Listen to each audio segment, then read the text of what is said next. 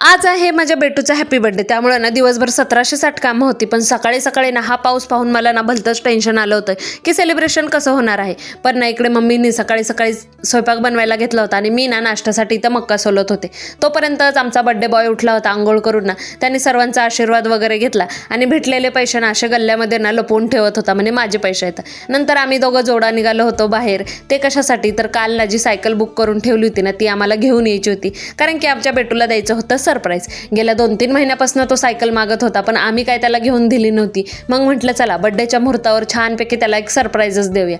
मग काय त्याचे डोळे बंद करून ना त्याला असं छानपैकी सरप्राईज दिलं. त्याला एक आयडिया होतीच की सायकल भेटणार आहे, त्यामुळे रिॲक्शन एकदम नॉर्मल होती.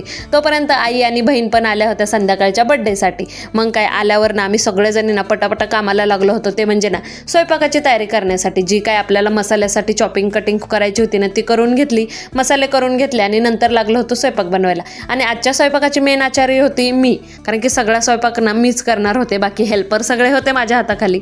नंतर स्वयंपाक वगैरे बनवून झाला आणि संध्याकाळी ना आम्ही डेकोरेशनसाठी लागलो होतो. आणि एवढं काम पडलेलं होतं ना आमच्या मिस्टरांना, नाही तर सायकल खेळायची होती. डेकोरेशन वगैरे करून झालं होतं. संध्याकाळी सगळी सोसायटीतली चिल्लर पार्टी आली होती. त्याचबरोबर आमचं महिला मंडळसुद्धा आलेलं होतं. आता ती क्लिप नाही आहे माझ्याकडे.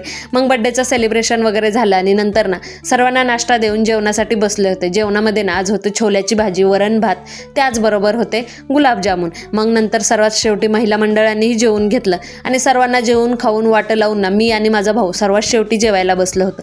तर असाच होता आजचा काही धावपळीचा दिवस. भेटू उद्याच्या व्हिडिओमध्ये. बाय.